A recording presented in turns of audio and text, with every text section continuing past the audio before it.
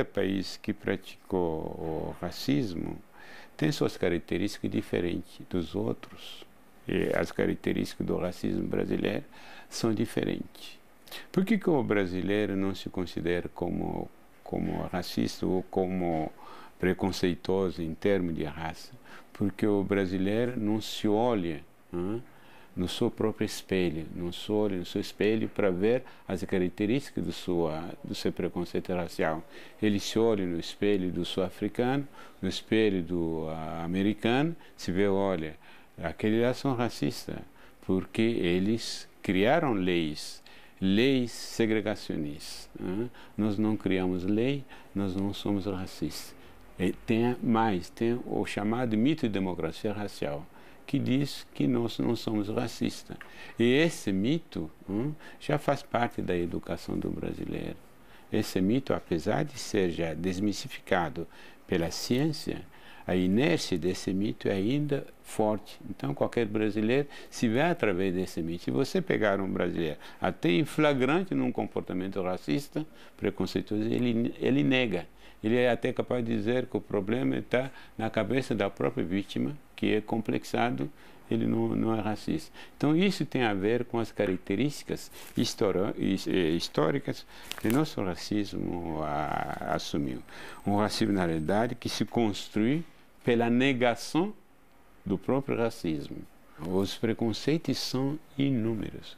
Todas as diferenças produzem preconceito. É de gênero, de sexo, de idade, de geração, de classe social. Tem preconceito entre pobre e rico, entre classe média e pobre. Esse preconceito de religião. Quantas religiões sofrem preconceito por parte das outras religiões que se acham que são superiores? Então, os preconceitos são muitos. É por isso que você não pode ter uma fórmula geral que você aplica para combater todos os preconceitos. Em primeiro lugar, os preconceitos não se combatem com a lei. A lei combate os comportamentos concretos que podem ser observados, flagrado e punido. Os preconceitos são num terreno que você não combate com as leis. É por isso que a educação é importante. A educação é um dos caminhos para poder combater os preconceitos, não as leis. Cada país que praticou o racismo tem suas características diferentes dos outros. E as características do racismo brasileiro são diferentes. Por que o brasileiro não se considera como racista ou como preconceituoso em termos de raça?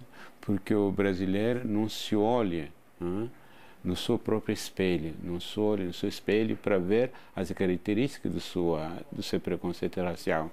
Ele se olha no espelho do sul-africano, no espelho do americano, se vê, olha, aqueles lá são racistas, porque eles criaram leis segregacionistas.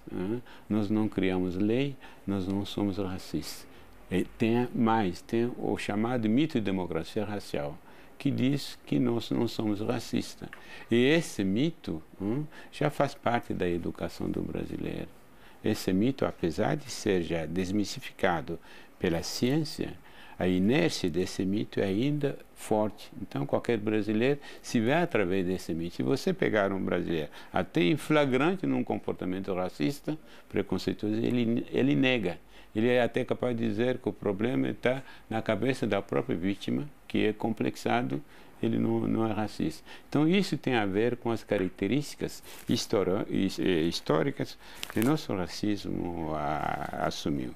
Um racismo, na realidade, que se construi pela negação do próprio racismo. Os preconceitos são inúmeros.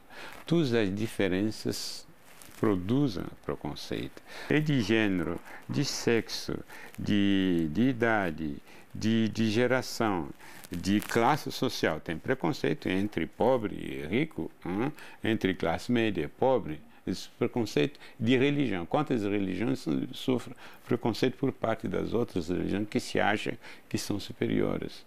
Então, os preconceitos são muitos.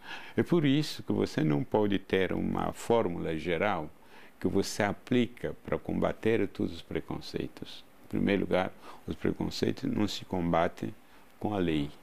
A lei combate os comportamentos concretos que podem ser observados, flagrado e punido.